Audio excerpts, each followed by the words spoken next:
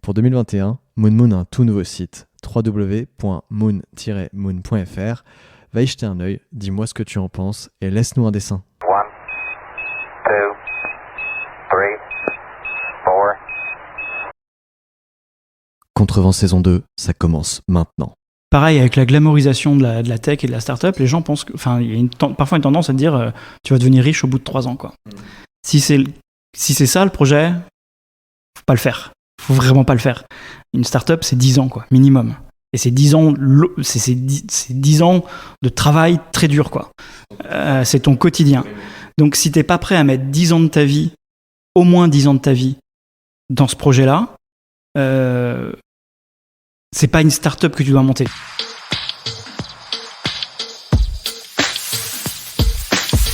Bienvenue sur Contrevent, le podcast qui part à la rencontre des entrepreneurs et artistes de Bretagne et du Grand Ouest. Je suis Simon Lefebvre, cofondateur de Moon, collectif spécialisé en développement d'e-commerce Shopify sur Nantes, Rennes, Brest et Caen.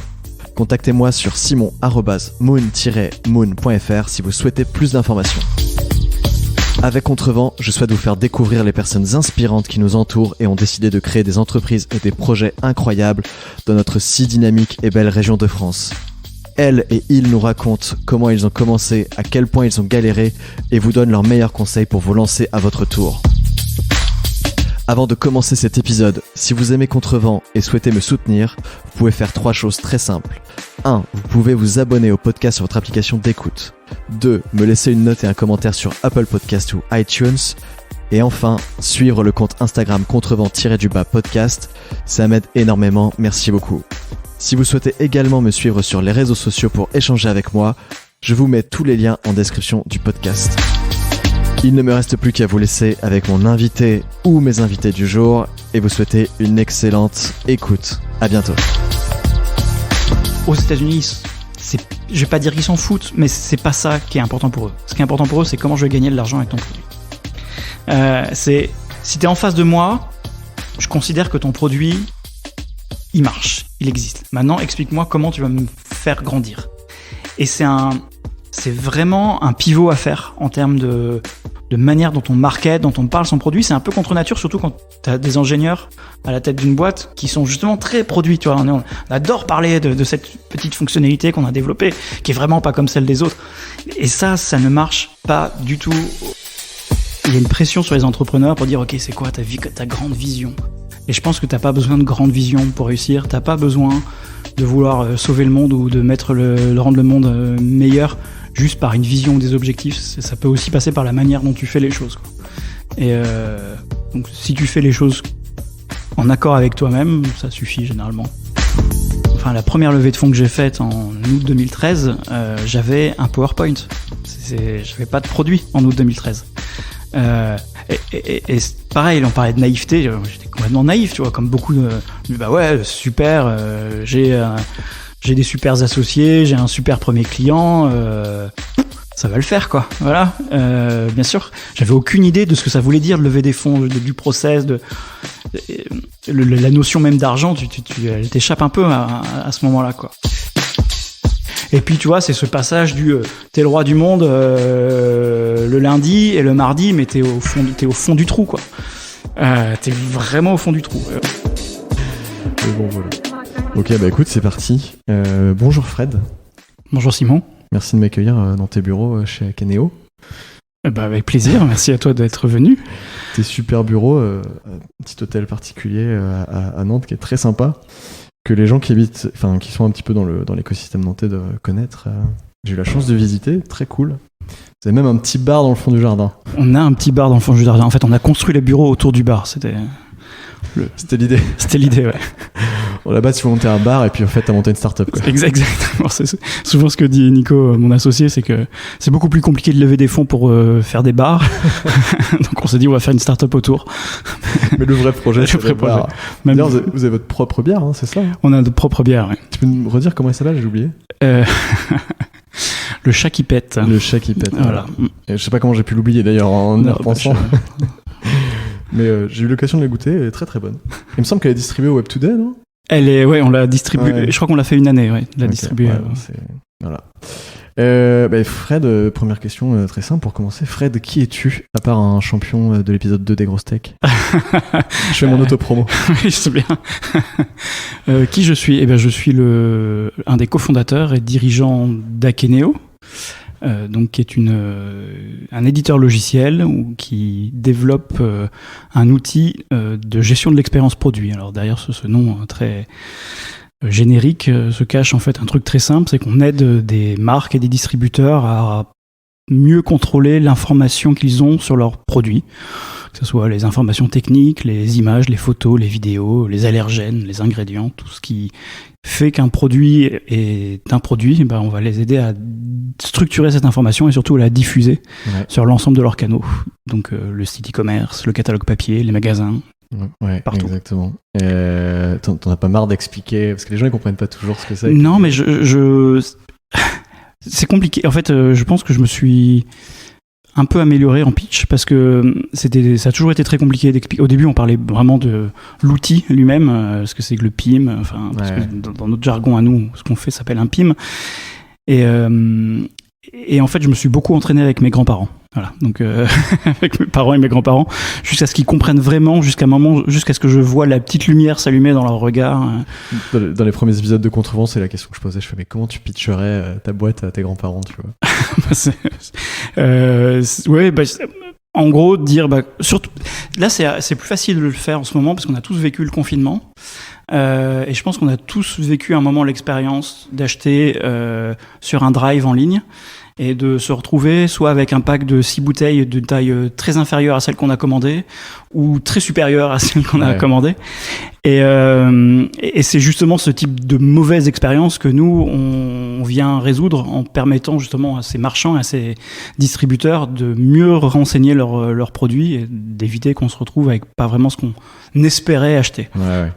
En gros, en fait, c'est un logiciel dans lequel tu rentrais toutes tes informations produits et qui permet d'être exactement homogène sur tous les sites. Ça peut être Amazon, Cdiscount, les catalogues produits aussi, t'as dit, les informations que tu peux avoir en retail sur les logiciels de caisse aussi, j'imagine, tout ça. On va revenir un peu sur les débuts d'Akeneo un peu plus tard, sur comment l'idée est venue. Mais en faisant mes petites recherches, etc., j'ai vu qu'Akeneo avait été créé en janvier 2013. Est-ce que c'est le résultat du nouvel an où à 3h du mat t'as dit à tes potes l'année prochaine on crée une start-up et en fait le 2 janvier les gens t'ont pris au sérieux et ils étaient là, bon on crée la boîte et tu disais mais je déconne les gars, c'était ça? J'aimerais bien, mais en fait non, c'est le processus a été un peu plus long. Je pense que ça faisait quand même assez longtemps que j'avais envie de remonter une boîte et l'idée, en fait, elle est arrivée parce que... je sais pas si tu veux que je raconte maintenant la genèse du truc. Vas-y, on est dans l'élan, vas-y. Mais évidemment, on allait revenir aussi là-dessus. Non, mais en tout cas, pour répondre à ta question, non, ça s'est pas fait le 31 décembre. Ça faisait déjà, je pense, bien 18 mois que je réfléchissais, que je préparais le projet. La boîte a commencé officiellement, effectivement, en janvier 2013, mais les premières lignes de code, elles ont été écrites en septembre 2012, le lendemain de mon mariage. Voilà, je me souviens très bien, je me suis marié et le lendemain, on démarrait. Vraiment, en fait. Ça, c'est fait maintenant. Ça, c'est fait, exactement. Alors justement, tu me parlais tout à l'heure que tu t'améliorais dans le pitch d'Akeneo. Est-ce que tu te souviens de la première fois que tu as pitché Akeneo? Et j'en profite pour sortir une petite anecdote et j'encourage les gens à aller voir ça. Sur YouTube, j'ai trouvé une vidéo assez pépite où t'es sur un canapé au bord de la Loire avec tes équipes qui font semblant de se parler derrière, où tu pitches justement Akeneo pour un concours de start-up. C'était ça faisait peut-être 1 an, 2 ans que tu avais lancé la boîte. Cette vidéo est assez cool. Allez avoir tapé Frédéric de Gombert plus Akeneo dans YouTube et tombé dessus. Je suis pas sûr. Je vous la mettrai en lien du podcast. En tout cas, quand j'ai vu ça, j'ai beaucoup ri. Mais bref, pour revenir à la question initiale, tu te souviens de la première fois que tu as pitché Akeneo publiquement Publiquement, avec si, je me souviens. Pas mal de personnes, quoi. Si, je me souviens, et je pense qu'il y a eu deux phases. Il y a vraiment la phase où je je suis un dev à la base. Enfin, je suis un mec qui est plutôt de la technique et je l'abordais vraiment sous un angle purement technique et produit. Et du coup, les gens comprenaient rien. Enfin, c'était incompréhensible. Et je pense que là, le moment où ça a vraiment basculé, c'est le moment où je me suis dit, ok, je vais raconter différemment, je vais raconter sous forme d'histoire et concrètement comment cette idée nous est venue.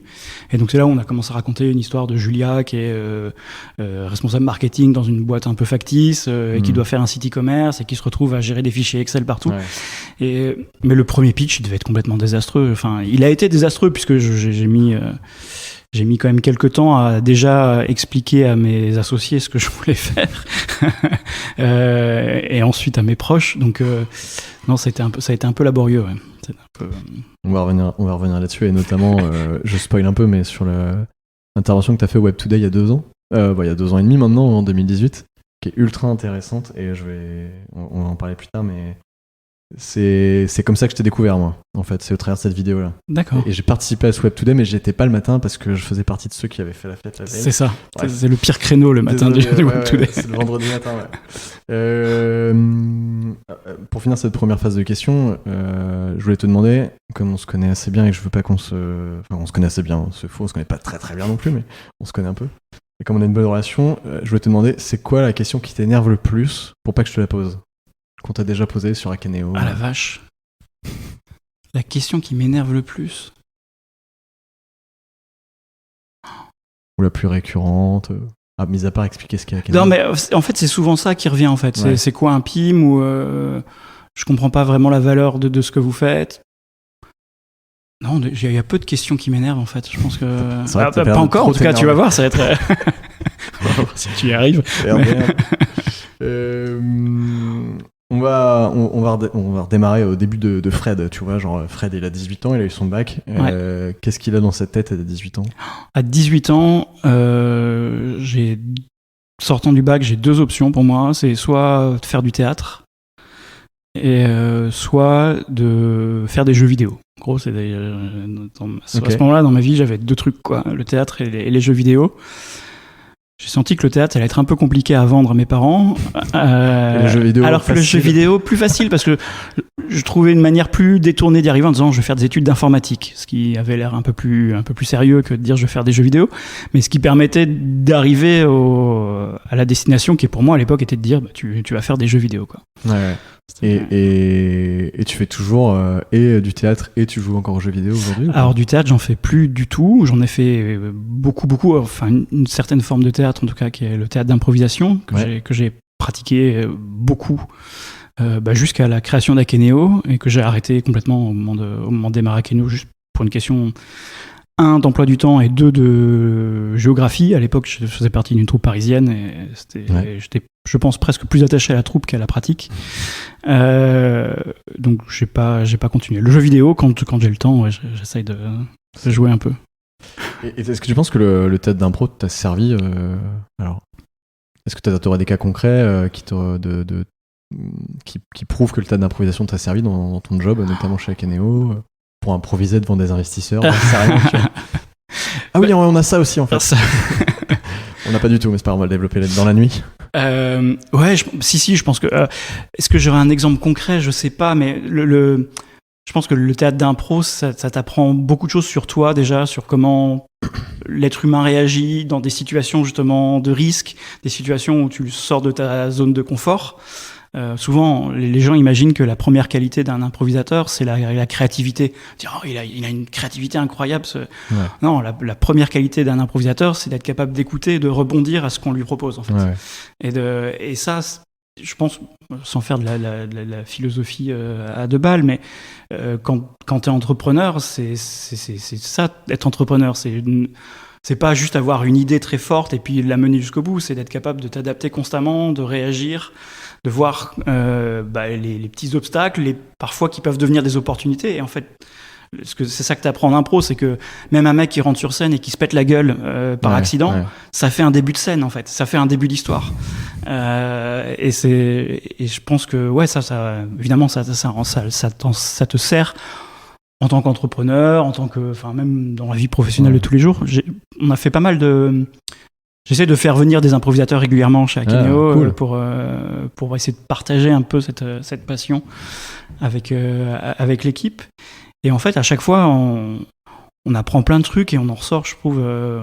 On apprend toujours des trucs différents sur soi, en fait, grâce à ça. Donc, je pense que ça sert. C'était une très longue réponse pour une petite question. Mais non, mais c'est ce que je veux. Il faut que tu parles plus que moi, donc c'est très bien. Du coup, sur ton parcours, tu as fait une école de dev en informatique qui s'appelle Epita. Ouais. Et tu as monté une boîte dans la foulée de cette école-là directement. Ouais. Et il y a un truc qui m'a surpris en regardant, c'est que la boîte, elle a duré à peu près 1 an et demi. C'est ça. Et en 1 an et demi, tu as quand même eu jusqu'à 10 employés. Et puis finalement, la boîte s'est arrêtée ou tu as revendu la boîte. Qu'est-ce qui s'est passé ? Ah non, c'était un échec cuisant. Je pense qu'on a fait toutes les erreurs du jeune entrepreneur. On était donc 3 ingénieurs, 3 informaticiens. Et on s'était fait plaisir pendant nos études. On a eu l'occasion en fait de développer un logiciel. Alors j'essaye de replacer dans le contexte. Et on est en 2012, entre 2012 et 2013. Qu'est-ce que je dis ? N'importe quoi. Entre 2002 et 2003. Donc à cette époque-là, la DSL commence à être démocratisée. YouTube n'existe pas. La vidéo sur Internet, ça n'existe pas ou très peu. Et on sent que ça commence à arriver. Et nous, on a eu la chance à un moment de faire un stage de fin d'études dans une boîte qui s'appelait Mediagong et qui était une agence web, mais qui avait aussi un concept super cool. Ils avaient un immense studio à Vitry-sur-Seine où ils faisaient venir des artistes qui venaient, et surtout des DJ, qui venaient faire des sets live et qui retransmettaient en direct sur leur site web. Et donc on a découvert comme ça le monde de la vidéo et du streaming. Et on a trouvé ça super cool.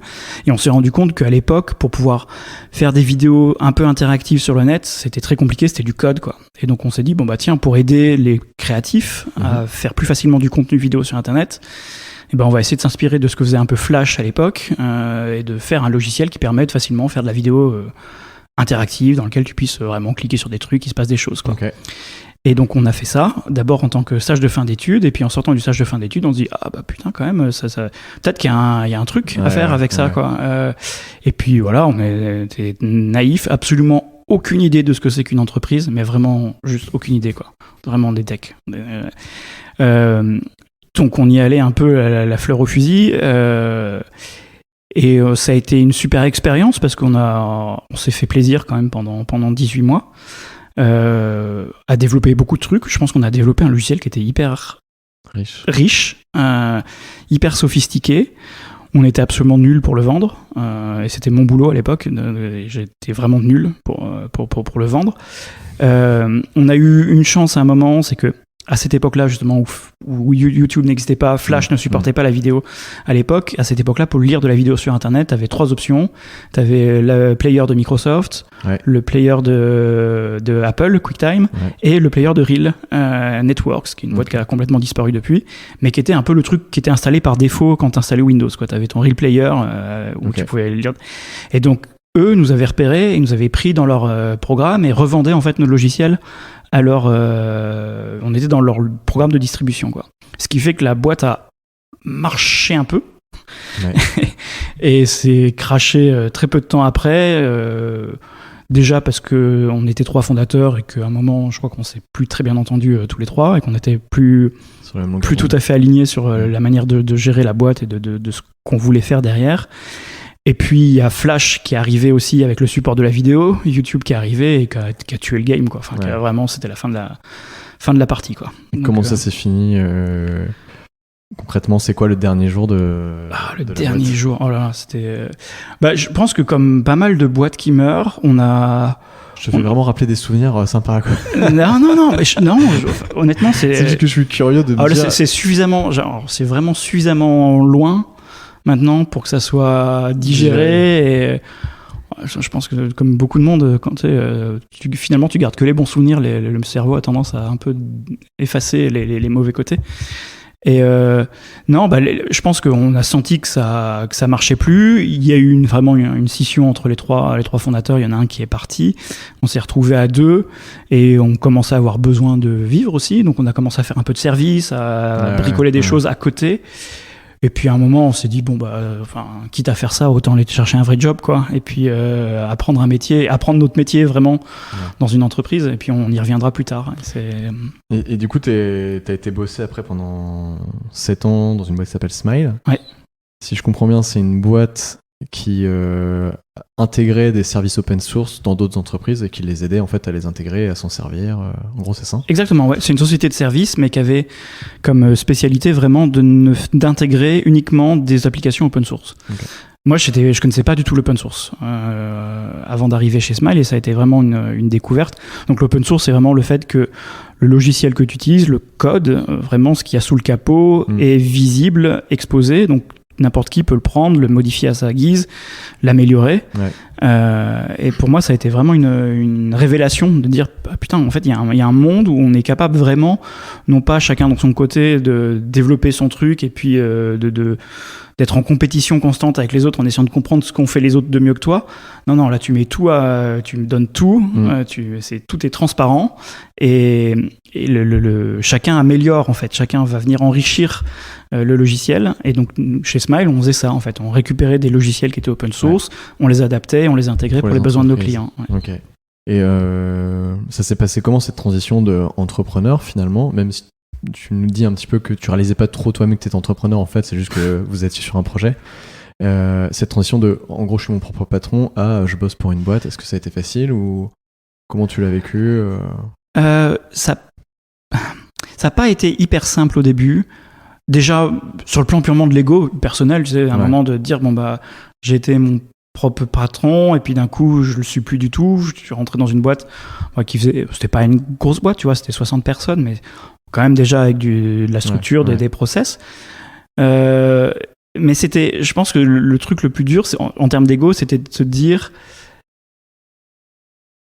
à l'époque, les gens me voyaient comme un entrepreneur qui avait échoué, quoi. Et donc, c'est pas grave, t'as échoué, maintenant tu vas faire le truc normal que tout le monde fait, quoi.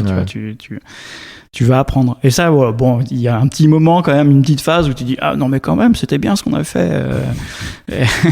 J'aimerais bien le refaire un jour. J'aimerais bien le refaire un jour, ouais.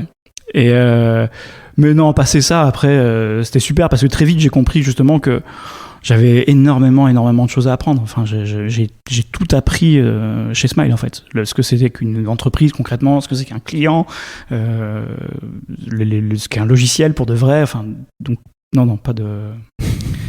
Ça a duré 6 mois de difficulté, mais 6 mois sur 8 ans, c'est pas... Ouais, non, ça va. Et du coup, après la transition avec Akeneo, donc tu as dit que 18 mois en amont du lancement d'Akeneo en janvier 2013, le process intellectuel commençait à prendre place, de se dire ok, on va créer un logiciel. Bon, voilà. Est-ce que tu peux nous expliquer comment c'est arrivé, à quel moment tu t'es décidé, Ouais. Quand est-ce que tu as eu l'idée, le déclic, tu vois? Alors je pense qu'il y avait un virus quand même qui était là, d'avoir envie de recréer un truc. Et ça, très vite, quand j'étais chez Smile, je m'en suis rendu compte. Je me suis dit, je sais qu'un jour, je recrée un truc, mais je voulais pas créer une boîte pour créer une boîte. Pour moi, entrepreneur, c'est pas un métier, quoi. Ton métier, c'est ce que tu fais, c'est pas le fait d'être entrepreneur. Et donc, je savais que à un moment, je recrée un truc, mais je voulais trouver la bonne idée, le bon moment, la bonne équipe et le bon timing. Et en travaillant chez Smile, à un moment, Smile me confie le développement de l'offre e-commerce de Smile, qui était, donc là, on est 2007, fin 2007, début 2008. Et ça correspond à peu près au moment où il y a vraiment une vague très forte de premiers équipements en site e-commerce pour notamment beaucoup de marques de la mode, les retailers traditionnels qui commencent à comprendre que Amazon arrive et que le e-commerce c'est pas juste un truc de niche, mais que c'est un vrai canal de vente et qu'il va falloir quand même commencer à s'en occuper sérieusement. Et donc j'ai la chance à ce moment-là de travailler avec plein de marques et plein de distributeurs super avec qui on discute vraiment de leur stratégie, en fait. Et on comprend que c'est pas juste de l'outillage, mais que c'est un truc vraiment profond de transformation d'entreprise. Et c'est passionnant. Et donc, on fait pas mal de projets avec plein de boîtes. Nestlé, The North Face, Chantel, Furet du Nord, qui est une grande librairie du nord de la France. Des projets passionnants. Et puis, on se rend compte, en fait, en menant ces projets, que tous ces clients-là ils ont un problème en fait fondamental avec leur gestion de catalogue produit. C'est-à-dire que même si on leur met des technos en place qui sont hyper sophistiqués, leur fiche produit, elle reste un peu dégueulasse à la fin, quoi. Et donc on essaye de comprendre pourquoi en fait, qu'est-ce qui se passe. Et en fait, en creusant, on a un client qui est hyper important dans l'histoire d'Akeneo, mais que j'ai pas le droit de nommer. Mais bon, voilà, il faut imaginer une très grande marque de luxe française qu'on accompagnait sur la plateforme e-commerce. Et je commence à essayer de creuser, à comprendre, ok, qu'est-ce qui se passe, quoi. Pourquoi c'est si compliqué pour eux de mettre en ligne des fiches produits de bonne qualité. Ouais. Et donc on creuse un peu, et donc on se rend compte que dans l'équipe en charge du site e-commerce, il y a 4 personnes qui passent leur temps plein à remplir des fichiers Excel pour essayer de comprendre quels sont les produits qui sont sortis dans une nouvelle collection. Ouais. Il y a 2 nouvelles collections par an. Et à chaque fois qu'il y a une nouvelle collection, on commence un travail titanesque de recherche. Exactement. Parce que eux, en fait, quand le site internet recevait la nouvelle collection, en gros, ils recevaient un fichier Excel avec 2 colonnes. Une colonne avec une référence produit, C25 64 12, et un prix. Et à partir de là, ils devaient se démerder en disant allez-y les gars, créez-moi les fiches produits. Donc il fallait comprendre c'est quoi ces références. Est-ce que c'est une déclinaison d'un produit qui existait déjà dans le passé, ou est-ce que c'est vraiment un nouveau produit? Il faut faire des photos, il faut écrire les contenus, il faut traduire dans les 12 langues dans lesquelles le site est présent en ligne. Et donc tout ce travail, c'est un travail de fourmi fait uniquement dans des fichiers Excel pour 4 personnes à temps plein. Évidemment pas un travail hyper passionnant, donc beaucoup de turnover, donc les équipes qui se renouvellent quand même pas mal. On se dit putain, c'est pas possible en fait, on peut pas travailler comme ça. Et là où ça devient encore plus absurde, c'est qu'à un moment on monte 2 étages dans le même immeuble et on rencontre 2 autres personnes qui font exactement le même boulot, mais pour le catalogue papier. Et comme c'est une grande boîte, les gens qui travaillent sur le catalogue papier sont pas du tout les gens qui travaillent sur le site internet. Ils se connaissent pas. Ils se communiquent pas, et donc ils refont. Mais alors quand ils refont vraiment, ils refont des photos, ils réécrivent des contenus, ils travaillent avec d'autres agences de traduction pour retraduire les contenus. C'est un délire. Donc c'est un délire incroyable. Et en fait, au début, je me dis c'est juste eux parce qu'ils ont un sens de la qualité, c'est très artisanal, ça fait partie de leur ADN. Et en fait, je vois ça chez Auchan, je vois ça chez The North Face, je vois ça chez tout un tas d'autres clients dans d'autres univers, dans d'autres industries, avec des niveaux de maturité très différents sur le canal digital, mais toujours le même problème. Et c'est là où on se dit, quand même, ok, là, il y a un truc à faire. Il y a un truc à faire, et je demande justement à cette boîte de luxe en disant, voilà, j'ai cette idée-là, qu'est-ce que vous en pensez si on mettait un outil qui vous aidait à centraliser un peu ces informations et à rationaliser un peu ces processus? Est-ce que ça vous intéresserait? Et là, ils me répondent du tac au tac, si tu le fais, on sera ton premier client. Ce qui est à la fois génial parce que d'un coup c'est super, et puis un peu flippant en disant waouh, c'est quand même beaucoup de pression, quoi. Ouais. Donc est-ce que j'ai vraiment envie de prendre ce risque là, quoi? Là t'es encore chez Smile. Et je suis encore chez Smile. Et quand tu dis on se rend compte qu'il y a une opportunité là-dessus, c'est toi tout seul avec tes futurs cofondateurs, ou est-ce que cette problématique elle remonte chez Smile non, c'est je pense d'abord moi, un peu chez Smile, et puis après mes associés mes associés chez Akeneo, ce sont des gens que j'ai rencontrés chez Smile. Où je commence à leur en parler en disant t'as vu, c'est quand même étonnant, et on fait ce chemin-là un peu ensemble, quoi, de se dire. Et jusqu'au moment où on se dit, en fait, oui, il y a un truc, il y a une opportunité, enfin, ce qui était une intuition devient une opportunité, quoi. De dire, là, on arrive à un timing où on peut le faire. Et au début, moi, mon idée, c'était même de le faire chez Smile, en fait. C'était de me dire, je vais proposer à Smile de le construire. Et c'est d'abord la première piste qu'on a étudiée, et puis on s'est rendu compte qu'en fait, c'est compliqué d'allier le métier d'éditeur de logiciel avec le métier de service, que c'est pas les mêmes modèles économiques. Une société de service, elle doit vendre des jours hommes. Chaque jour passé doit être facturé. Et puis j'imagine que ça faisait un gros morceau dans la bande passante de développer aussi ce truc. Exactement, c'est un investissement en fait. Le développement de logiciel, c'est un investissement énorme qui est pas forcément compatible avec le modèle économique d'une SS2I, quoi, d'une société de service. Donc c'est là où très vite on se dit ok, on va le faire de notre côté, on se lance. Et je pense il y a eu 3 vraiment événements successifs qui ont fait que je me suis dit, allez, c'est maintenant. J'ai ce premier potentiel client qui me dit, ok, on te suit. J'ai Nico et Benoît qui me disent, ok, on te suit. Et j'ai quelqu'un qui s'appelle Yoav Koutner, qui est un des 2 fondateurs de Magento, qui est donc c'est un peu technique, mais voilà, Magento, c'est une des plus grosses plateformes e-commerce mondiales. C'est 20% des sites e-commerce dans le monde utilisent Magento derrière, qui est quelqu'un que je connaissais parce que justement on intégrait Magento pour nos clients, on développait du Magento pour nos clients parce que c'est de l'open source. Et je lui parle de ce projet-là. Lui, il venait de revendre Magento à eBay en 2011. Et je lui parle de ce projet-là. Et il me dit, écoute, Fred, si tu le fais, moi, je suis partant, je pars avec toi. Et là, bon, d'un coup, je me dis, bon, Fred, si tu le fais pas dans cet environnement-là et dans ces contextes-là, tu le feras jamais. C'est pas possible, quoi. Toute la planète est voilà, alignée, exactement. Ouais.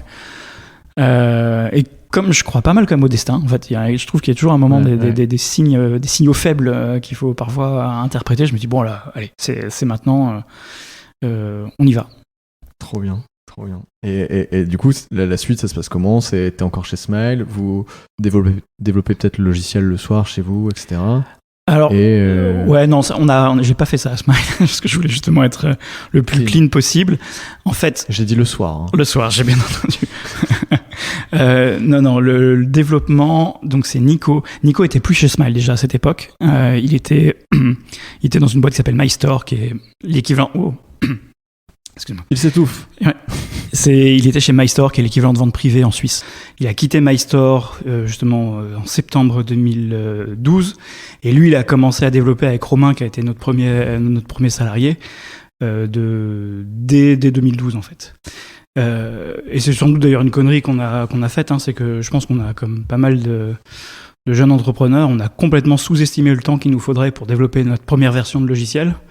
Initialement, je pense que notre plan, c'était de dire, bon, bah allez, 6 à 9 mois, je pense que ça a mis 18, quoi, de développer. Donc, on a passé beaucoup de temps à développer la première version du logiciel. Ouais, c'est ce que tu as expliqué justement au Web Today. J'invite les gens qui nous écoutent à regarder cette vidéo sur YouTube. Vous tapez Frédéric de Bombert plus Web Today 2018, vous allez tomber dessus. Elle est vraiment très très bien. On va en parler pas mal justement après. Elle est mieux que celle sur le canapé, je pense. Ouais. C'est très différent. Mais il faut voir celle sur le canapé aussi. Regardez d'abord celle sur le canapé et après l'autre pas dans l'autre sens, parce que sinon vous allez avoir une image bizarre d'Akeneo. Alors donc là on est en janvier 2013, vous lancez Akeneo, donc vous êtes 5 il me semble, ou vous êtes que 3 au tout début ? Non, on est 4 fondateurs, donc Nico, Benoît et moi, plus Yoav, donc Koutner aux États-Unis, et Romain, notre premier développeur. Parce que dans ton storytelling au Web Today, t'expliques que vous êtes 5 justement les 5 premiers mois, et qu'après ça devient un peu le bordel, etc. On va en parler juste après. J'ai une question délicate, attention, question polémique, car je pense qu'il va intéresser les gens, c'est comment se fait l'arbitrage sur le fait, alors je pense qu'on a un élément de réponse avec tout ce que tu nous viens de dire, mais comment se fait l'arbitrage sur le fait que toi tu sois le CEO de la boîte et que les autres aient tel rôle, etc. Comment vous répartissez les rôles et comment cette décision elle est prise ? Je crois que ça s'est fait assez naturellement chez nous. Sur les 3, même si on a tous les 3 un background tech, moi j'ai quitté la tech très vite en fait. Même chez Smile, en fait, j'ai très peu fait de tech. Chez Smile, très vite, je suis passé côté commercial, avant-vente, de business development. Donc, c'était assez naturel que moi je prenne toute la partie business development. C'était mon projet. Enfin, c'est comme, et entre Nico et Benoît, je pense que c'était peut-être là où c'était le plus délicat, parce que qui est le CTO, et ça a été peut-être un peu plus délicat sur les premiers mois. Et puis en fait, assez naturellement, déjà il y avait une très bonne communication entre les 3. Je pense que la force, c'est que on se connaissait déjà d'avant. On savait comment les autres réagissaient dans des moments de pression, parce qu'on a bossé en SS2I, on bosse sur des projets parfois un peu compliqués, quoi, et stressants. Et donc on savait à peu près où on allait et comment on était accompagné. Donc on a beaucoup communiqué, et je pense que chacun a trouvé sa place assez naturellement. Je pense que le deal dès le départ, c'était de dire, moi, je vous challenge pas sur vos choix techniques. Vraiment, je le ferai jamais.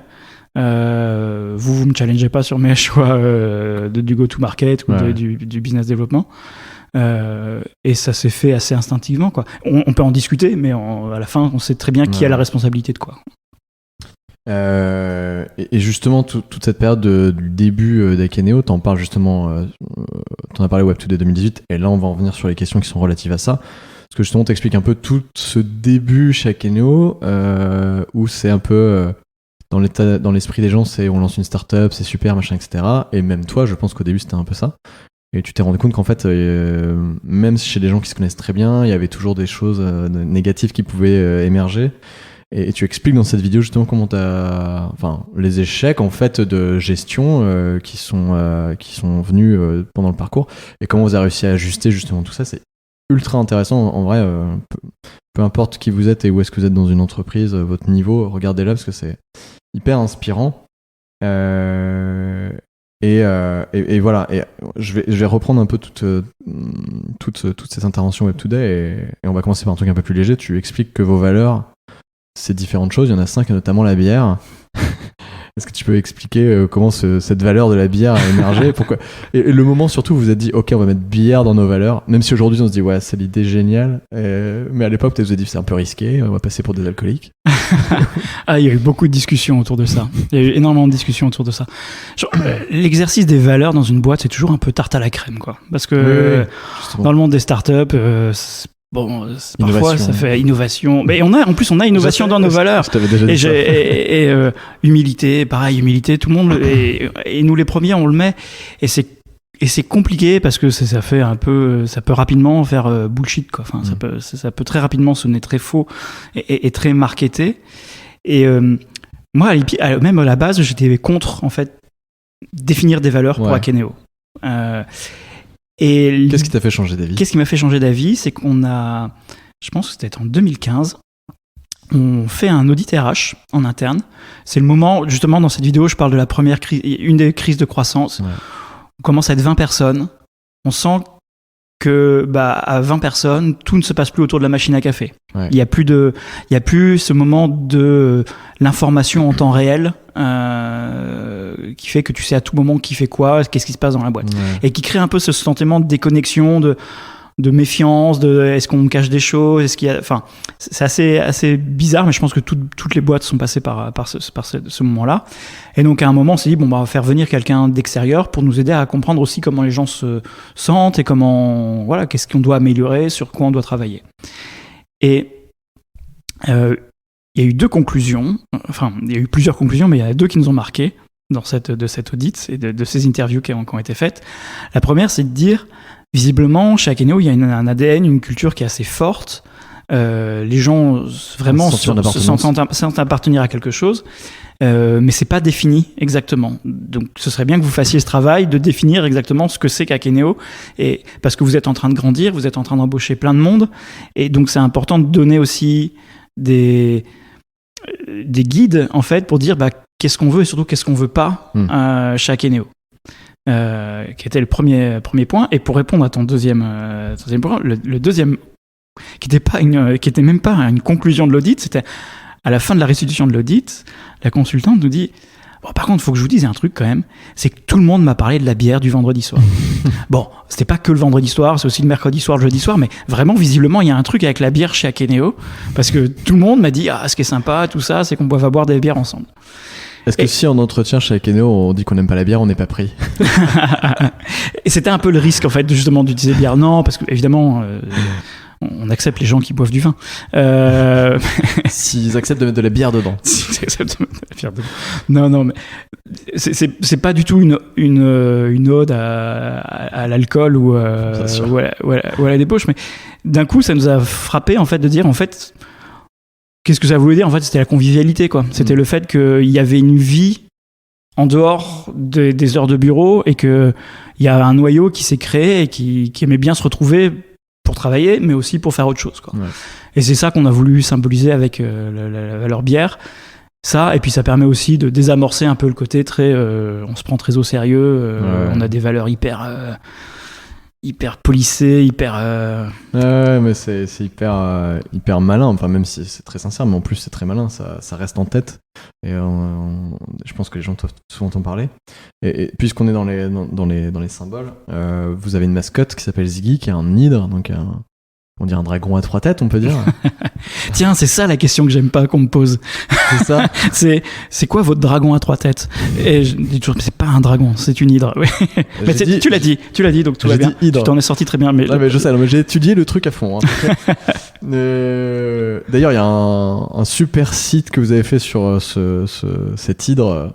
Vous tapez Ziggy plus Akeneo, vous allez tomber sur ce site qui est génial, qui m'a fait mourir de rire. Je sais pas qui a fait ça, mais c'est très, très marrant. Et rapidement, d'où sort Ziggy, cette icône, cette mascotte? Alors déjà, je pense qu'on est tous un peu quand même assez geek à la base, dans la boîte. Donc un peu l'imagerie médiévale fantastique, tu vois, les gros monstres, etc. Et le premier site web qu'on a, on veut représenter justement notre persona, la personne qui représente nos clients et clientes, qu'on appelle Julia chez Akeneo, qui est justement cette personne au marketing en prise avec ses fichiers Excel et qui se débat. Et à l'époque, nous, ce qu'on voulait représenter, c'était le multicanal. Donc dire, c'est pas uniquement votre site e-commerce, c'est votre site e-commerce, vos catalogues papier, vos applications mobiles, vos points de vente. Et l'hydre, elle vient de là, en fait. C'était la première illustration. On avait une illustration géante quand t'arrivais sur la homepage de notre site, où t'avais une Julia, c'était une photo, avec un bouclier et une épée, et une espèce d'énorme hydre vraiment, qui avait vraiment l'air méchante, qui la menaçait, avec Julia qui se défendait contre elle, quoi. Bon, c'était très geek, c'était un peu noir, même. Bon, vraiment, rapidement, on s'est débarrassé de cette image-là qui était peut-être qui était pas vraiment en phase avec les gens à qui on vendait Akeneo. Mais par contre, l'idée de l'hydre, elle est restée. L'idée de l'hydre qui représentait le multicanal. Et en fait, on a poussé le truc plus loin en disant, alors pourquoi ça doit faire peur? Justement, on veut pas que ça fasse peur. Donc, est-ce qu'on peut pas transformer ce truc, ce monstre, un peu qui fait peur, en un truc vachement mignon? Donc, et qu'on a transformé ça en Ziggy, qui est cette petite peluche violette à 3 têtes que t'as plutôt envie de prendre dans tes bras que de combattre, quoi. Il y en a des peluches un peu partout d'ailleurs ici dans tes bureaux, c'est assez cool. On va revenir un peu sur la crise des 5 premiers mois, mais ça t'en a déjà un petit peu parlé. C'est quoi le déclencheur qui fait que tu t'es dit, bon, ok, là ça va pas, il y a un souci, on se connaît très bien, on communique bien, mais en fait on n'avance pas dans le même sens. Enfin, c'était quoi le déclencheur parce que tu vois, par exemple dans ce talk-là, tu dis les 5 mois, c'est-à-dire qu'il y a eu, à mon avis, il y a eu un momentum fin mai peut-être où... Ah bah moi je tu dis on a failli crever notamment. Ah, je nous voyais plier la boîte, je nous voyais fermer. Et je pense qu'il y a eu plusieurs raisons, mais la raison principale, c'est justement par rapport au tempo et au timing dont on parlait tout à l'heure. C'est que moi, je me suis rendu compte en fait que ça faisait 18 mois que j'avais ce truc en tête. Donc que j'avais, pour moi, la vision a été extrêmement claire de ce que je voulais faire, parce que ça faisait 18 mois que je la maturais. Et que et le PIM et ce qu'on fait, c'est pas instinctif. Si tu veux, nous, en tant que consommateurs au quotidien, ça nous touche pas, donc c'est difficile de projeter en fait des équipes, des développeurs, des commerciaux, des équipes marketing sur un truc auquel ils n'ont jamais été confrontés eux-mêmes en fait, parce que et je pense j'ai pas su l'expliquer. On reparlait du pitch, je pense que on n'a pas su l'expliquer, on n'a pas su expliquer pourquoi c'était important, et on n'a pas réussi à créer justement cette adhésion et cette envie d'y aller ensemble, quoi. Et on était trop en mode, bon, c'est un projet, plutôt qu'un projet qui a un début et une fin, alors que nous, c'était beaucoup plus que ça qu'on voulait construire. Toi, t'as quitté ton job, du coup, chez Smile, mais les autres aussi, enfin, on a tous quitté notre job. On a tous quitté notre job. Non, quand je dis pour nous trois, c'était clair.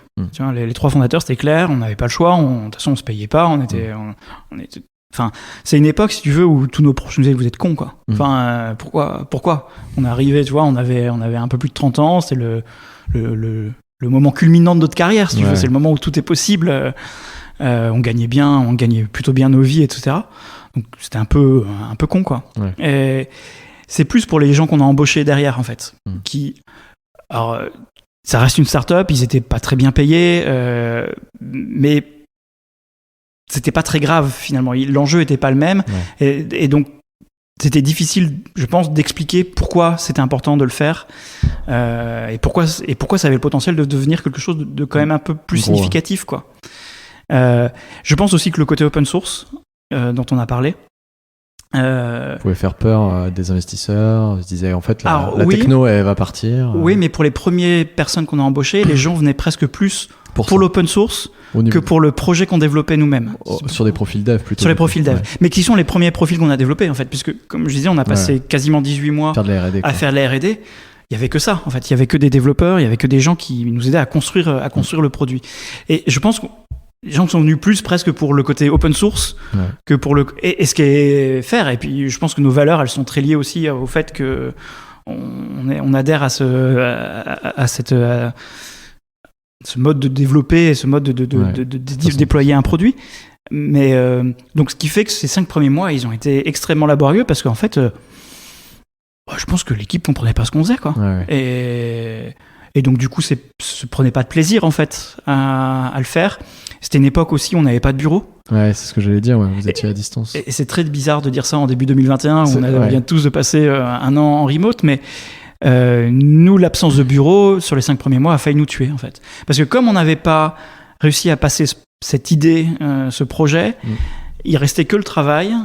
Et ce travail, il se faisait chacun indépendamment de son côté. Moi, j'étais encore à Paris à l'époque. Benoît était encore à Paris aussi. Et avec Nico qui était sur place à Nantes. Ils se retrouvaient, et de temps en temps, ils se retrouvaient dans des bars et tout ça. Ils codaient au lieu unique à Nantes, qui était un peu notre repère.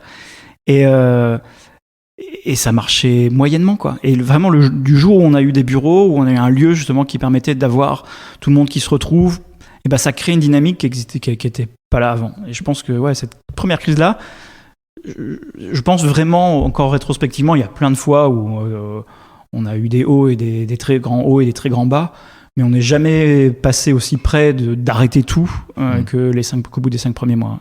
Et même si on a une époque différente, et notamment ces dernières années un peu compliquées qu'on est en train de vivre, est-ce que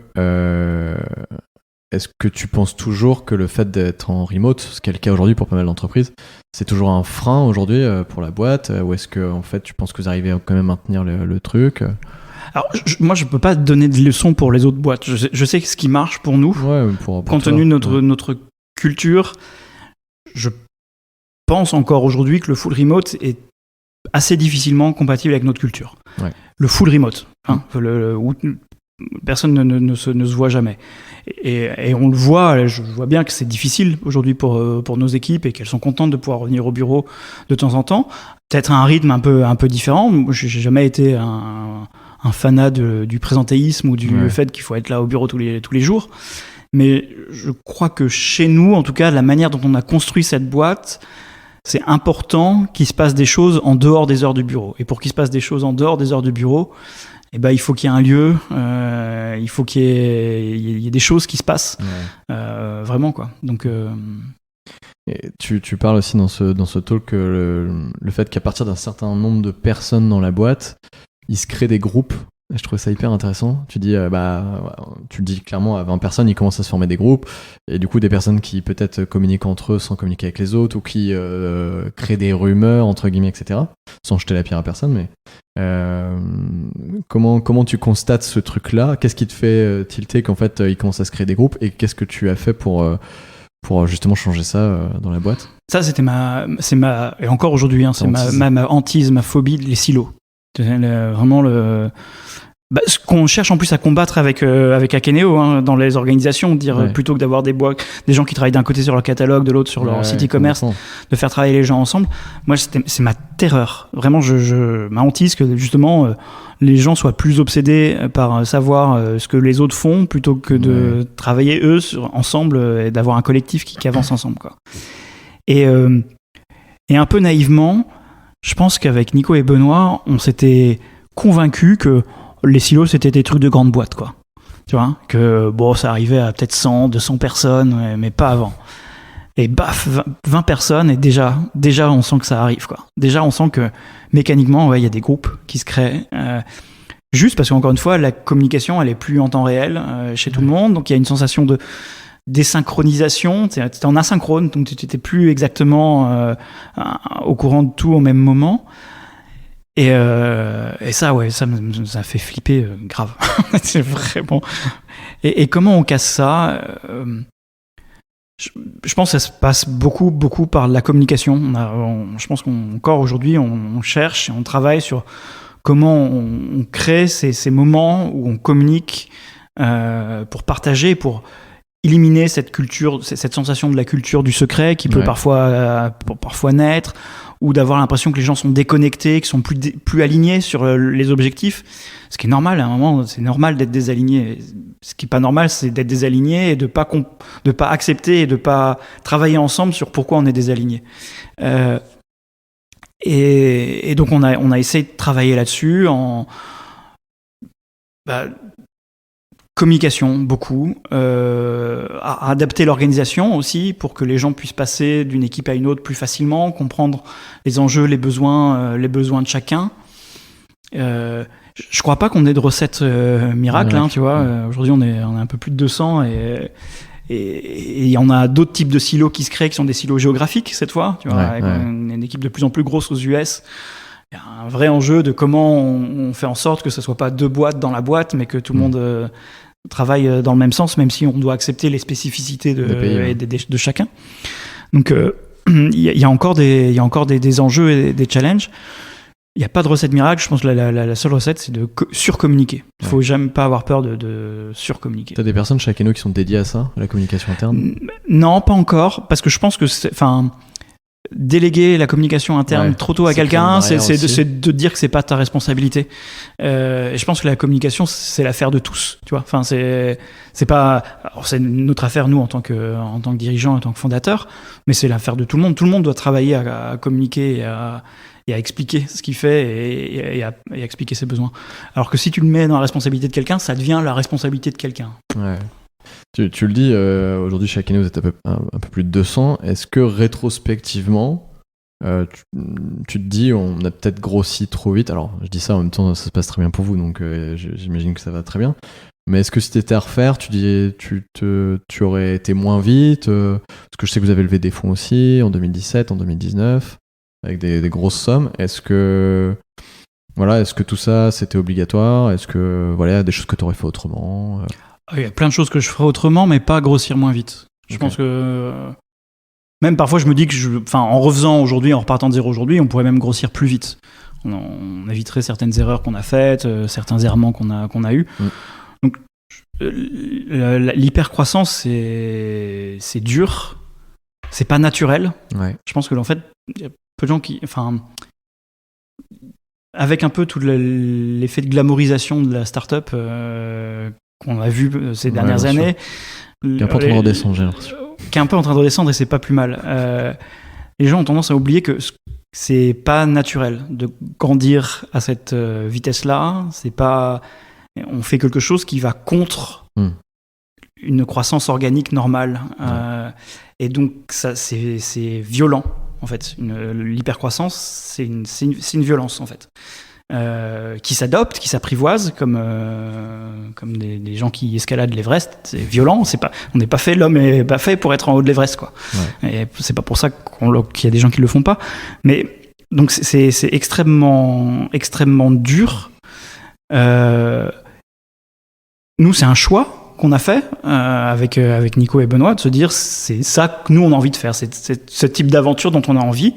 On se repose la question tous les ans on se réunit tous les 3 et on se dit concrètement, est-ce qu'on a encore envie d'aller plus loin, de repousser un peu le drapeau quelques mètres plus haut. Mais ça, non, je ralentirai pas. Il y a plein de choses que je ferais différemment, sur l'international notamment, mais j'essaye en fait. J'aime pas trop regarder derrière en fait. Je trouve que c'est parce que quand on analyse trop ce qui s'est passé derrière soi, on perd, je pense aussi quelque part un peu de la naïveté qui fait qu'on en est là en fait. Je comprends. Mais il y a aussi une question qui m'a toujours interpellé, c'est dans une année quand tu vas intégrer peut-être 50, 60 personnes, je sais pas quelle année tu as intégré le plus de personnes dans la boîte.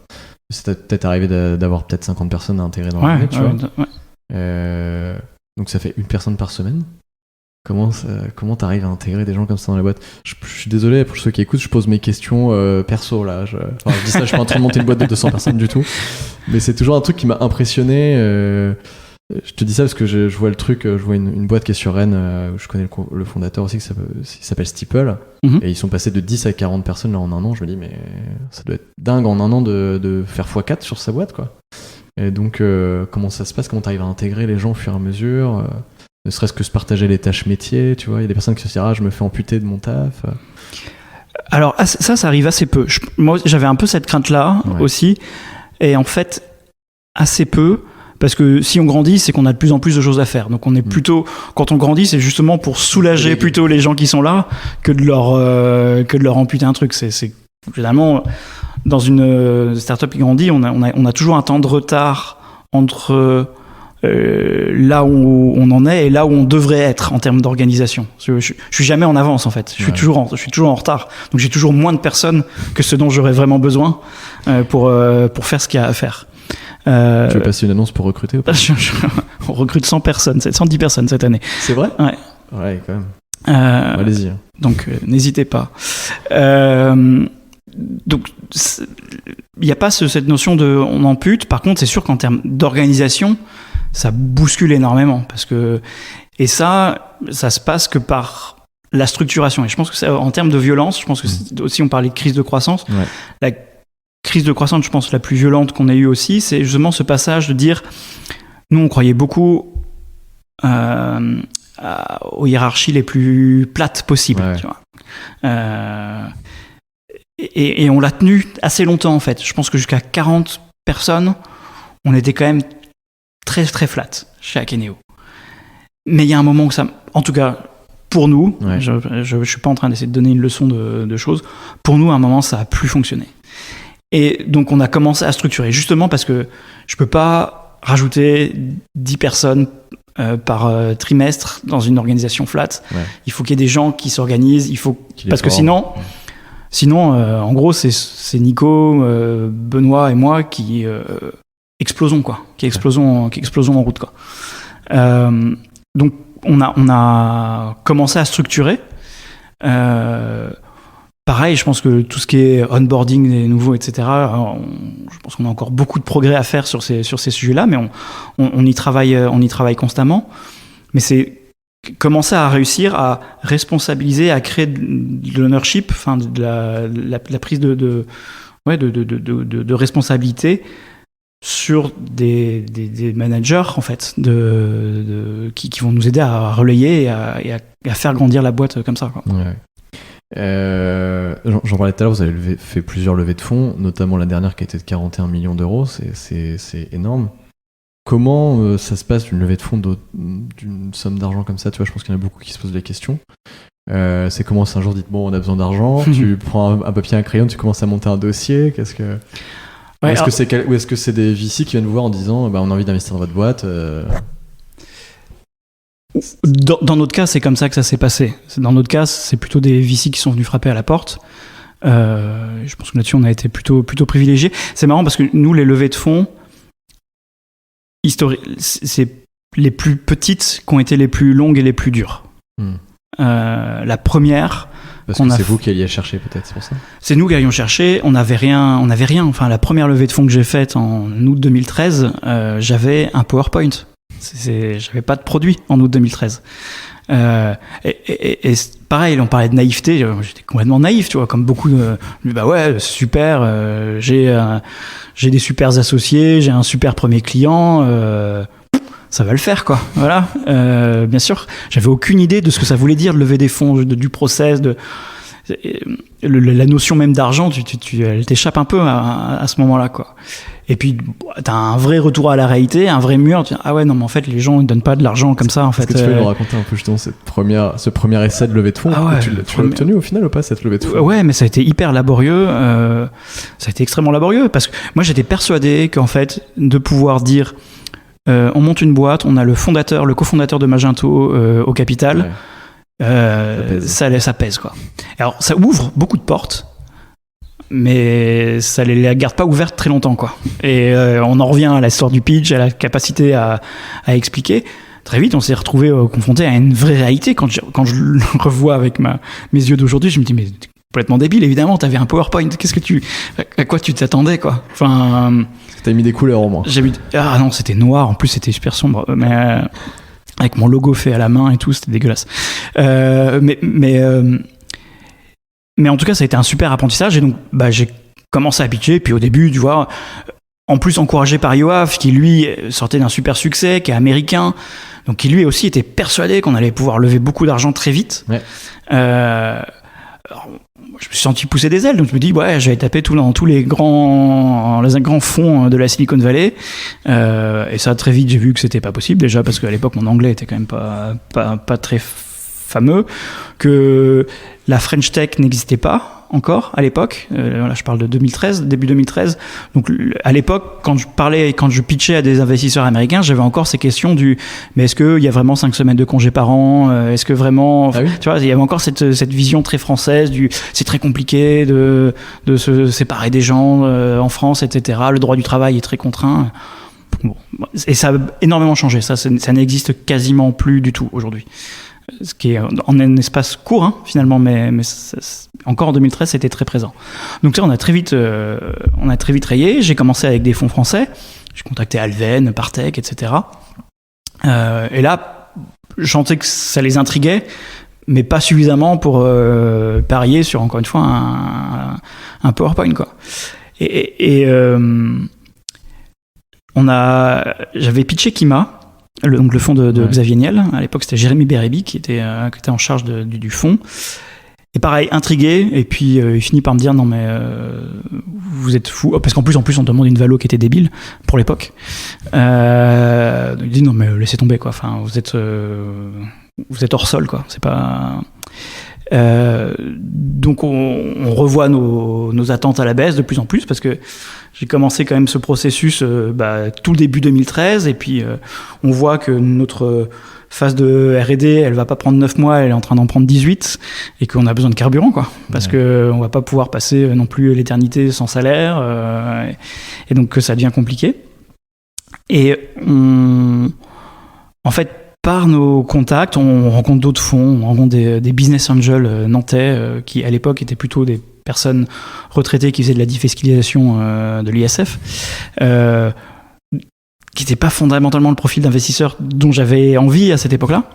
Mais à un moment, il y avait qu'eux, quoi. Donc on était vraiment sur le point de signer avec eux, jusqu'à ce moment un peu dingue où j'ai une connaissance qui croyait beaucoup au projet, qui me dit mais je comprends pas pourquoi Kima n'investit pas. Et il envoie un email à Jérémy Bérébi en lui disant je comprends pas pourquoi tu le fais pas, moi j'y vais, mais c'est pas grave, je te revendrai mes actions dans 2 ans.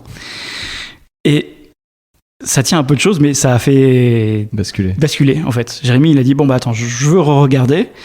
On avait revu déjà un peu nos attentes à la baisse en termes de valorisation, et là Jérémy a dit non mais ok, je fais le tour. Ah. Et on a fait rentrer Kima comme ça. Et comme ça tient à vraiment des tout petits trucs, et là ça tient à cet email. C'est génial. Et est-ce que Kima vous a aidé après à avoir des contacts à droite à gauche, que c'est quand même un des fonds les plus importants en France? Je pense que ça nous a donné quand même beaucoup de crédibilité, de légitimité.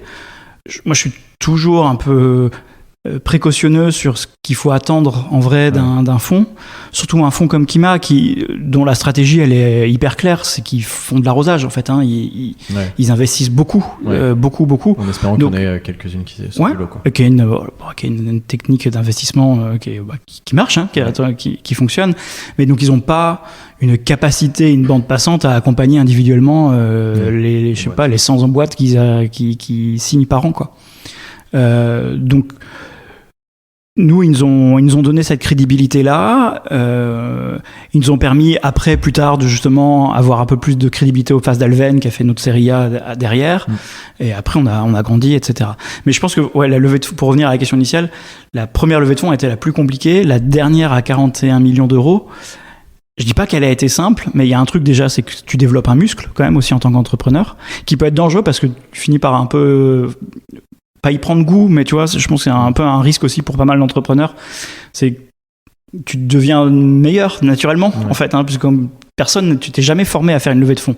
Donc la première, elle est débile, tu te fais écraser, les termes sont dégueux, enfin. Ouais. Et puis après, tu comprends un peu mieux comment ça marche, les techniques de négociation. Au bout de la quatrième, tu commences à comprendre un peu comment ça fonctionne, quoi. Et la quatrième, on a réussi à la timeboxer. On a dit, on démarre en juin, on close fin août. On avait repéré les fonds avec lesquels on avait envie de travailler. On avait déjà échangé avec eux avant, et ça s'est fait assez rapidement. Mais c'est un muscle, ouais, c'est un truc que tu développes au fur et à mesure des levées de fonds, quoi. Vous avez notamment, entre autres, grâce à ces levées de fonds, ça vous a permis d'aller aux États-Unis. Je suis notamment tombé sur un article qui dit Le rêve américain de Frédéric Dagombert. Très bel article. Et ça commence d'ailleurs par un truc, je crois.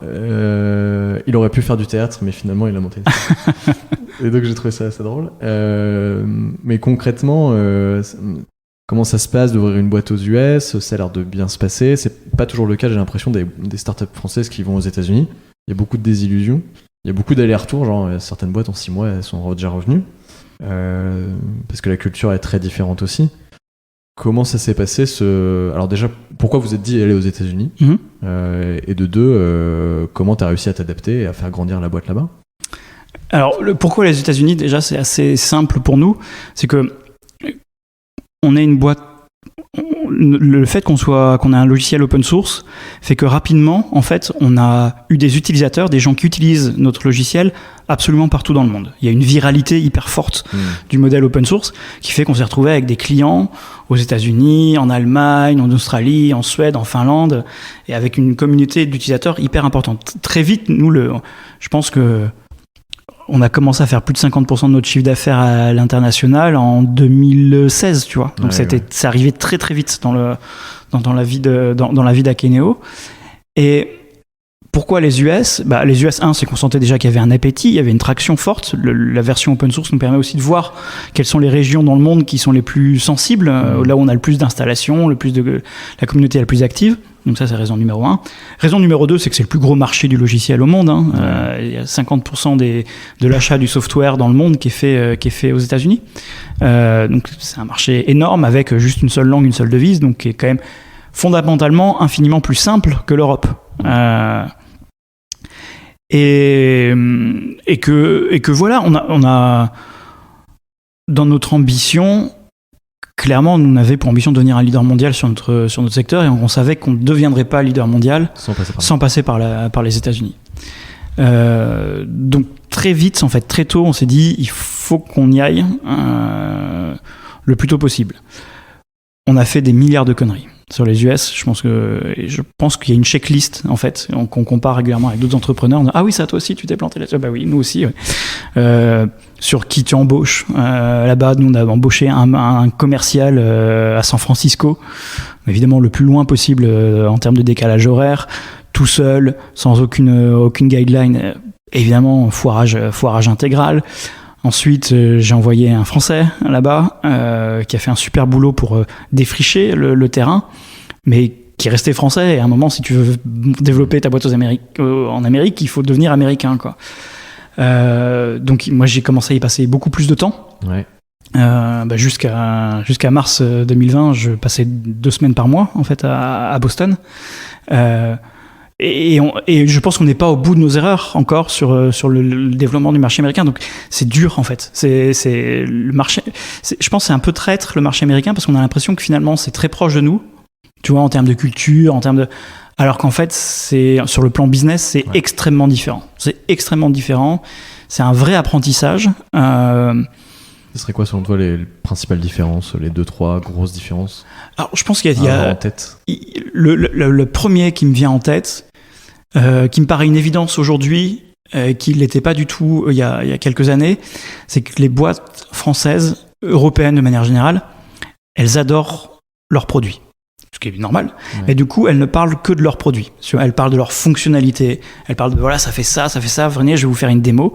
Et effectivement, les acheteurs européens sont aussi très orientés produits. Ils ont envie de voir ce qui se passe, comment on fait ça, comment on fait telle fonctionnalité, machin, etc. Voilà. Aux États-Unis, je vais pas dire qu'ils s'en foutent, mais c'est pas ça qui est important pour eux. Ce qui est important pour eux, c'est comment je vais gagner de l'argent avec ton produit. C'est ce que j'allais dire.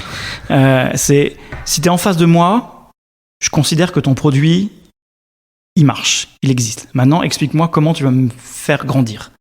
Et c'est vraiment un pivot à faire en termes de manière dont on market, dont on parle son produit. C'est un peu contre nature, surtout quand tu as des ingénieurs à la tête d'une boîte qui sont justement très produits. Tu vois, on adore parler de cette petite fonctionnalité qu'on a développée, qui est vraiment pas comme celle des autres. Et ça ne marche pas du tout. Mais tu sais aux pas États-Unis. combien cette fonctionnalité va te faire gagner d'argent, en fait. Tu dis juste que c'est cool. Ouais, c'est cool parce qu'on y a passé utile. beaucoup de temps, parce que c'est un peu instinctif, c'est un peu intuitif. On est fondamentalement persuadé que on est les seuls à le faire sur le marché, mais est-ce que ça crée vraiment une différence à la fin ? On n'est pas bien sûr, quoi. Et je pense que ça a été une vraie mutation qui prend du temps, en fait, parce que tu changes, pour faire un parallèle avec l'impro, en impro, généralement, quand on donne des cours d'impro à des gens qui n'ont jamais fait d'impro avant, on dit généralement vous allez passer les 6 premiers mois à désapprendre. Vraiment, on va vous faire perdre tous les réflexes que vous avez acquis parce que vous avez été éduqué comme ça. Ouais. Le réflexe du non, de refuser ce que les autres te proposent, etc. Quand tu arrives aux US, c'est exactement pareil. Tu passes les 12 premiers mois à désapprendre et à te débarrasser de tous tes réflexes qui marchent en Europe. C'est ça qui est assez schizophrène, c'est qu'il ne faut pas t'en débarrasser complètement, il faut juste accepter que ça ne marche pas pareil. Tu ne vends pas pareil, tu ne marketes pas pareil un produit. La manière dont tu manages des gens aux États-Unis, c'est pas du tout la même chose. Aux États-Unis, tout est extrêmement processé. C'est-à-dire que j'essaie au maximum d'éviter de faire des grandes généralisations et des stéréotypes, mais globalement, aux États-Unis, on voit que si on arrive à très bien structurer, à processer, les mecs sont des bêtes d'exécution, quoi. Ils vont dérouler. Par contre, dès que c'est un peu trop flou, le multicasquette, ça n'existe pas, en fait. Enfin, c'est très peu existé. Donc, il faut beaucoup structurer, processer. Et ce qui est une super école, parce que ça t'entraîne à faire ce que tu vas devoir faire de toute façon côté européen quand tu vas grandir. Ouais. Mais donc, c'est un vrai désapprentissage pour réapprendre. Et je pense que la chance, c'est que finalement, on l'a commencé assez tôt. Et ce qui fait qu'aujourd'hui, les États-Unis, ça représente 30% de notre chiffre d'affaires, donc c'est quand même un morceau important, mais on n'est pas encore au bout du chemin. Et je pense qu'il faut le démarrer le plus tôt possible, parce que plus tu démarres tôt, moins tu as à désapprendre, en fait. Ouais, complètement. Et comment tu as réussi à jongler justement entre ces deux... Parce que tu disais, début 2020 encore, tu faisais beaucoup d'allers-retours entre les États-Unis et la France. Comment tu arrivais à jongler comme ça ? Ce qui fait d'ailleurs que j'ai du mal à t'avoir... Avant maintenant, pour t'interviewer, c'était compliqué. À chaque fois que je demandais à des gens d'Akeneo, que je croisais des fois à des meet-up, tu penses que je pourrais avoir Fred en interview ? C'est compliqué, il est pas souvent là. Bon. Comment ? Je pense que à un moment... Tu réfléchis plus, c'est juste tu vois les gens qui sont en face de toi, qui sont différents, et t'arrives à t'adapter. Ouais, et puis je pense que maintenant, ce qu'on a fait aussi, c'est que dans notre management, dans notre top management, il y a une grosse partie maintenant, il y a une partie importante qui est aux États-Unis, ce qui permet de créer aussi un équilibre et une balance.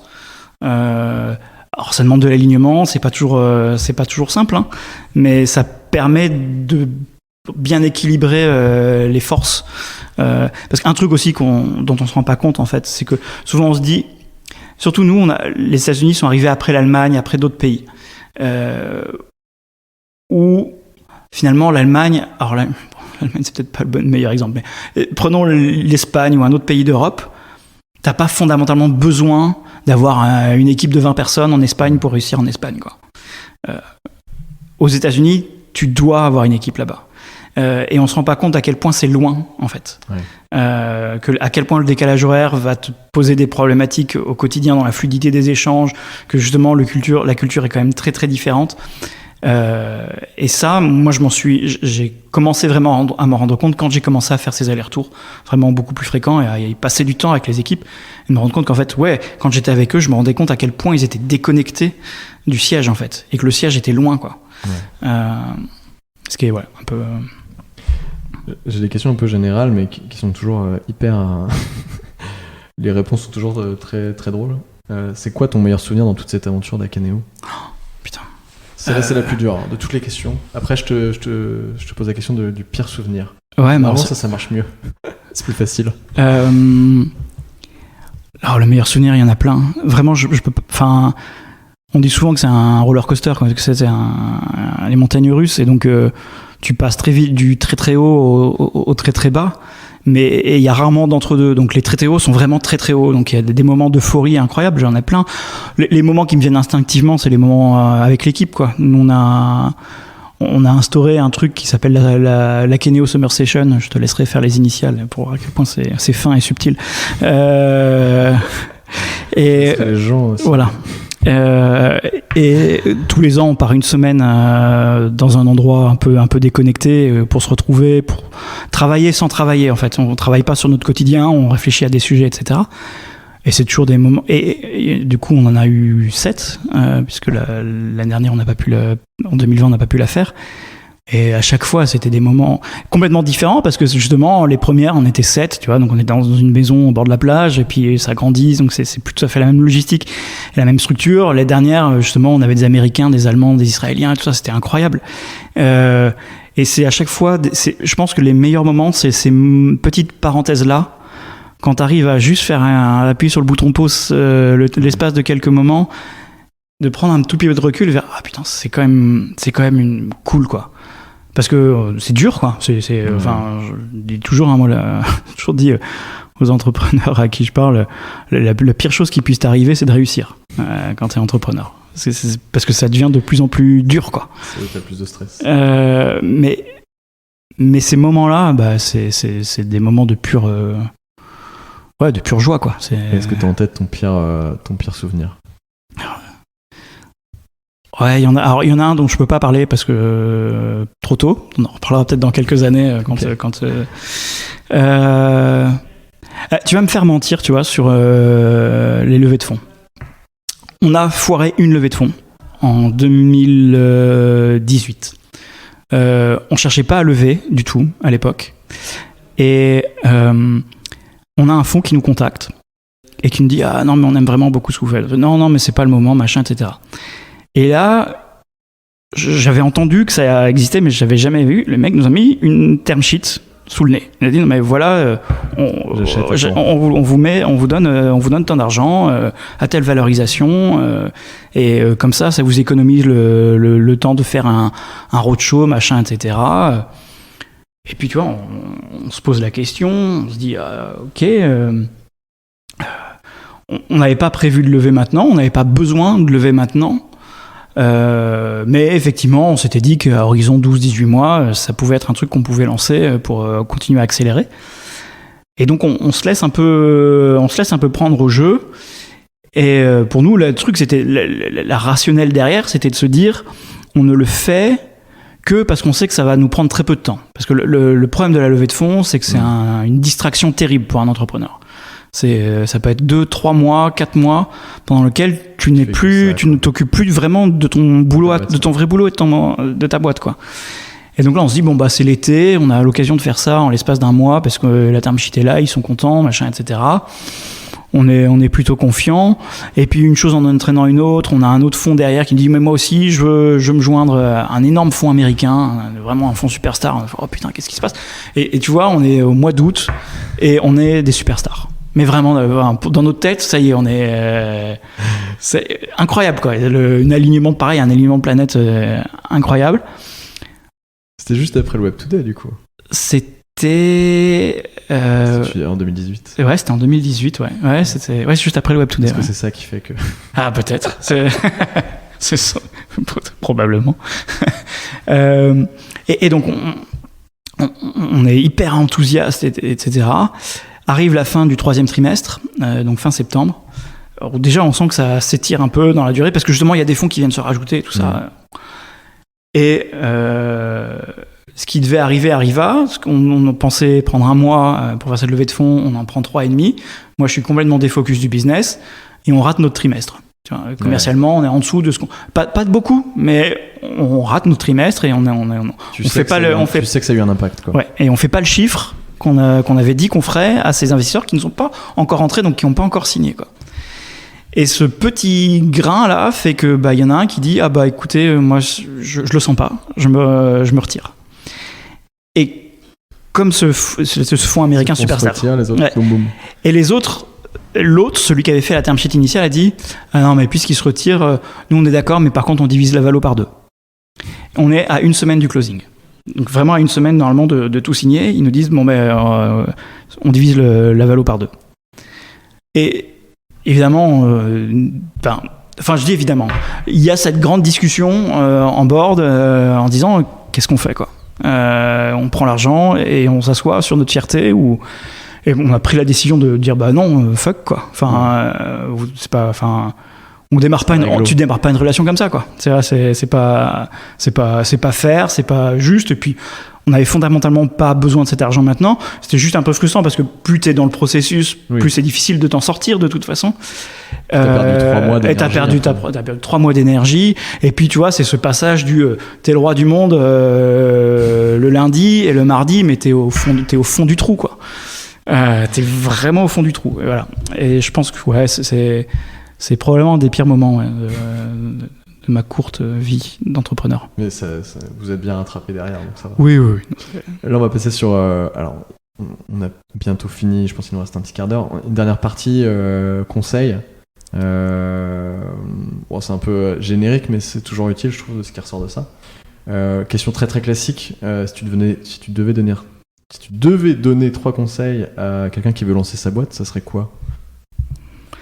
Waouh. Le premier, c'est vraiment de prendre le temps de réfléchir à... C'est très compliqué quand on démarre, mais combien de temps tu veux y passer sur ton projet ? Parce que pareil, avec la glamourisation de la tech et de la startup, les gens pensent que... il y a parfois une tendance à dire tu vas devenir riche au bout de 3 ans, quoi. Si c'est ça le projet, faut pas le faire. Faut vraiment pas le faire. Une startup, c'est 10 ans, quoi, minimum. Et c'est 10 ans, c'est 10 ans de travail très dur, quoi. C'est ton quotidien. C'est ton quotidien. Faut l'aimer, quoi. Donc, si t'es pas prêt à mettre 10 ans de ta vie, au moins 10 ans de ta vie, dans ce projet-là, c'est pas une start-up que tu dois monter. Ça ne doit pas t'empêcher d'être entrepreneur, mais ne prends pas le chemin start-up. Tu peux créer un business, un lifestyle business, tu vois, un truc à ton propre rythme, et c'est je trouve même beaucoup plus noble parfois que de monter une start-up. Donc il y a pas de côté péjoratif à ça, mais je pense que c'est hyper important de réussir à se poser cette question dès le début, de dire ok, de quoi j'ai vraiment envie, c'est quoi le mode de vie dont j'ai envie, quoi. Ouais. Parce que c'est pas quand tu te retrouves à ta 2e levée de fonds et que tu as créé des attentes qui sont énormes auprès de tes actionnaires qu'il faut dire non mais en fait je suis pas fait pour ça, quoi. Là c'est trop tard. Une pression de malade, quoi. Ouais, et puis t'as embarqué des gens avec toi, donc à un moment t'as une responsabilité aussi d'aller au bout de ce que t'as démarré, quoi.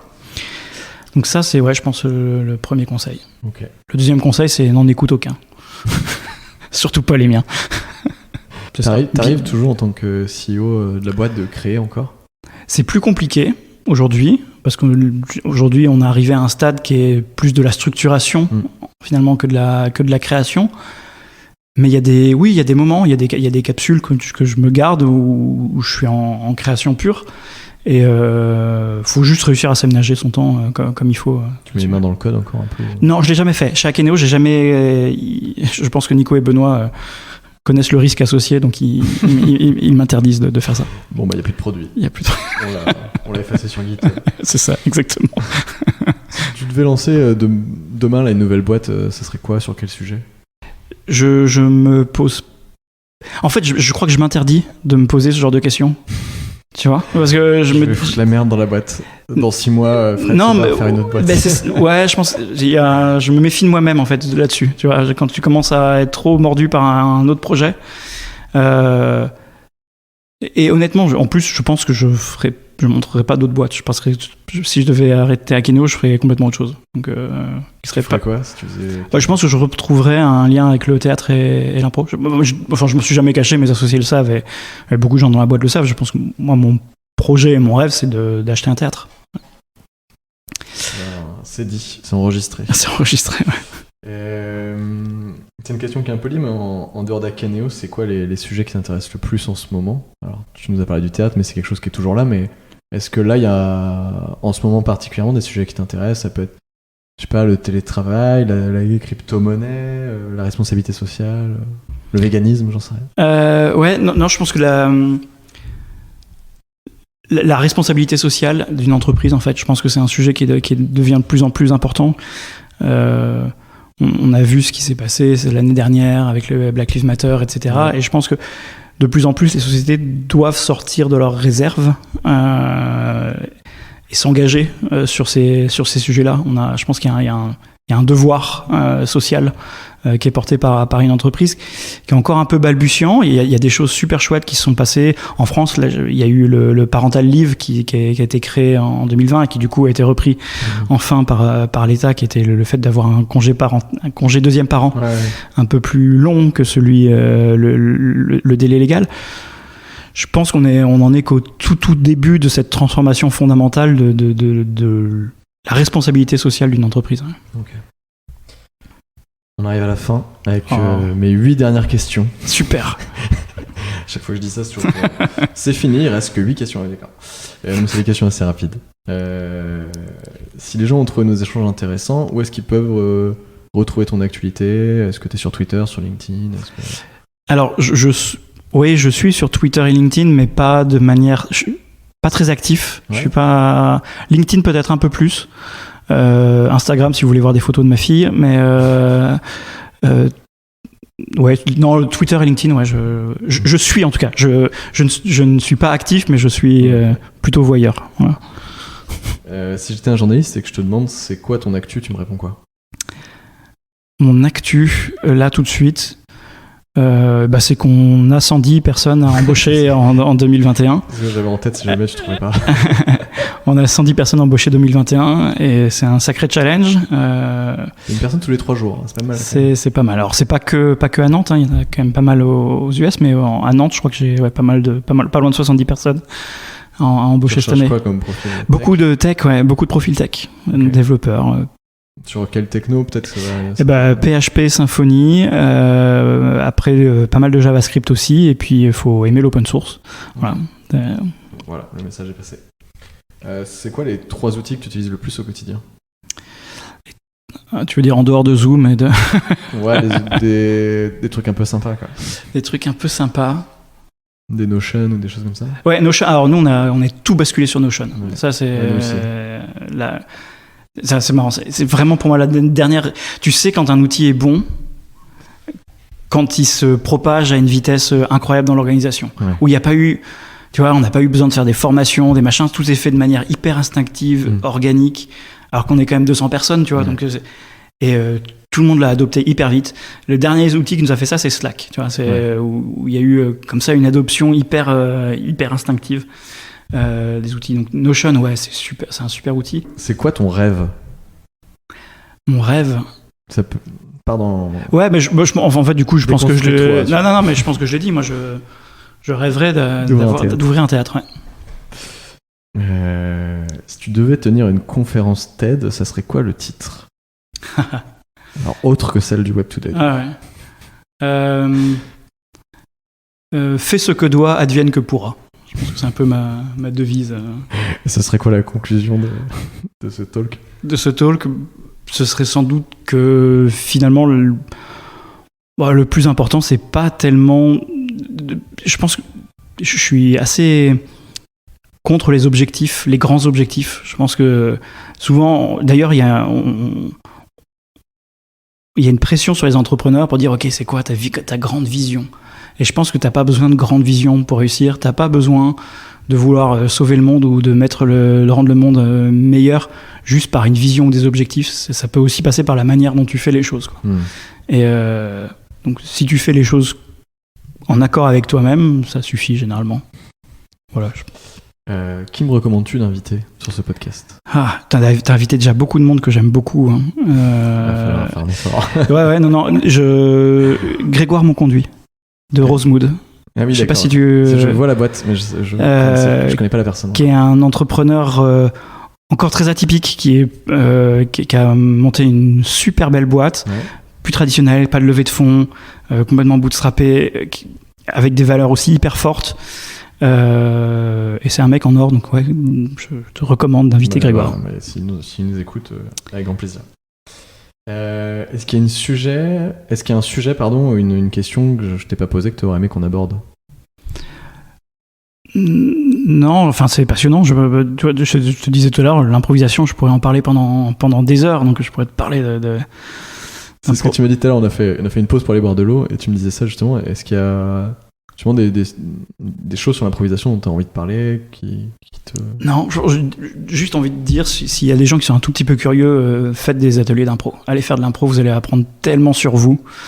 Tu disais que tu essaies d'amener des gens ici qui font du théâtre d'impro pour inculquer un peu cet état d'esprit ici dans l'entreprise. Qu'est-ce que tu attends, entre guillemets, comme résultat de ça? Rien de concret. En fait, je pense que c'est un cheminement personnel, mais c'est juste pour parfois débloquer un peu des choses personnelles. Très honnêtement, ça permet aussi de créer un esprit de groupe, parce que tu pousses quand même à un moment, quand tu fais un groupe de 8 personnes avec un improvisateur et avec un prof d'impro qui va les pousser un petit peu au bord du ravin quand même, hein, tu vois, t'es très loin de ta zone de confort, hein. Tu te retrouves un peu à poil de te dire, vas-y, t'es sur scène, tu fais une scène, tu sais pas ce qui va se passer, tu deviens très vulnérable en fait quand t'es dans ce moment-là, et donc que les collègues puissent voir cette vulnérabilité-là, ça crée aussi une relation beaucoup plus forte derrière. Donc nous, c'est une des raisons pour lesquelles on les fait, mais je pense que ça débloque aussi à titre personnel beaucoup de choses sur soi-même, sur justement son rapport à la peur, son rapport au rejet, son rapport à un truc tout bête, mais faites l'exercice. Enfin, vous demandez à deux personnes qui n'ont jamais fait d'impro, vous les mettez sur scène, la première réplique de l'un, c'est bonjour papa. T'as 90% de choses que l'autre réponde « je ne suis pas ton père ». Parce qu'il va refuser l'idée qu'on lui impose qui il est. C'est vrai, c'est un vrai truc, ça? Ouais, c'est un vrai truc. Je crois instinctivement, j'aurais pas dit ça, moi. Je sais pas pourquoi. Mais...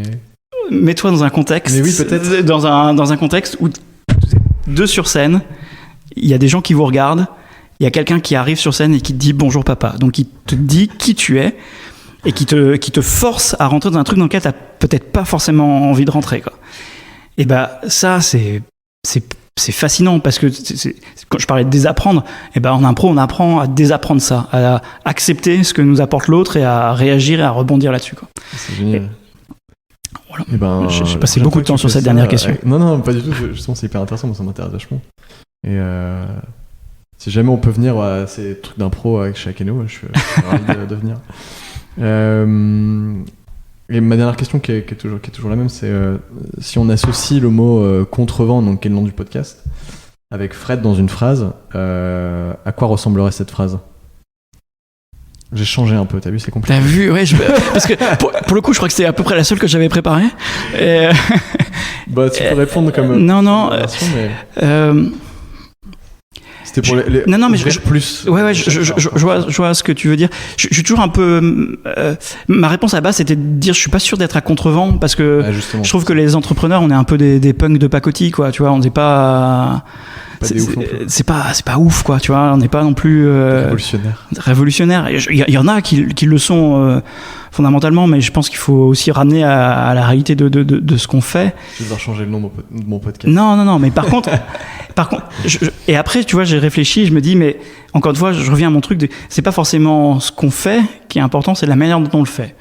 Et est-ce qu'on est à contrevent justement parce qu'on a pris le choix de faire un truc open source, donc ou de quand même filer notre logiciel gratuitement, ça c'est sans doute peut-être un peu à contrevent.